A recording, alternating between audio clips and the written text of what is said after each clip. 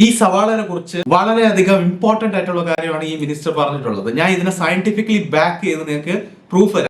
എന്റെ ഇല്ലാത്ത ബുദ്ധിയിൽ ഒരു ഐഡിയ തോന്നുന്നുണ്ട്. ഇതിന് രണ്ട് ബെനിഫിറ്റ്സ് ഉണ്ട്. ഒന്ന്, കൂളിംഗ് എഫക്റ്റിനെ കുറിച്ച് ജ്യോതിരാദിത്യ സിന്ധ്യ പറഞ്ഞിട്ടുണ്ട്.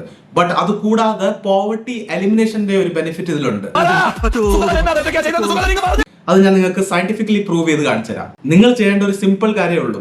ഈ സവാള പോക്കറ്റിനകത്ത് വെച്ചിട്ട് നട്ടുച്ച വെയിലത്ത് നിങ്ങൾ ചെന്ന് നിൽക്കുക. കുറച്ചു നേരം കഴിയുമ്പോൾ നിങ്ങൾക്ക് ഹീറ്റ് സ്ട്രോക്ക് അടിച്ച് നിങ്ങൾ മരിച്ചു. ഡെഡ് ബോഡി സാധാരണ കോൾഡ് ആണ്. സോ ബേസിക്കലി നിങ്ങൾക്ക് കൂളിംഗ് എഫക്റ്റ് ഉണ്ട്. അത് കൂടാതെ ഞാൻ പോവർട്ടി എലിമിനേഷന്റെ കാര്യം പറഞ്ഞെന്ന് പറഞ്ഞാൽ, പണക്കാർക്ക് AC വാങ്ങാൻ കഴിവുണ്ട്, ബട്ട് പാവപ്പെട്ടവർക്ക് അത് പറ്റൂല.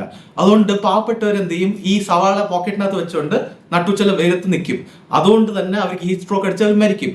അങ്ങനെ ഇന്ത്യയിൽ പോവർട്ടി എലിമിനേഷൻ ഉണ്ടാവും. അതുകൊണ്ട് ബെനിഫിറ്റ് എന്താണ്, ഹ്യൂമൻ ഡെവലപ്മെന്റ് ഇൻഡെക്സ് പോലത്തെ ഇൻഡെക്സുകളിൽ ഇന്ത്യ ടോപ്പ് റാങ്ക് ചെയ്യാൻ തുടങ്ങും. മാൽ ന്യൂട്രീഷൻ പോവർട്ടി ഉള്ള ആൾക്കാരിലാണ് കാണപ്പെടുന്നത്. അവർ എലിമിനേറ്റ് ആയി കഴിഞ്ഞാൽ പിന്നെ മാൽ ന്യൂട്രീഷനും ഇന്ത്യയിൽ ഉണ്ടാവില്ല. ഇങ്ങനെ എന്തെങ്കിലുമൊക്കെ പറയുമ്പോഴേ എന്റെ മനസ്സിനൊരു സന്തോഷം ഉണ്ടാവുള്ളൂ.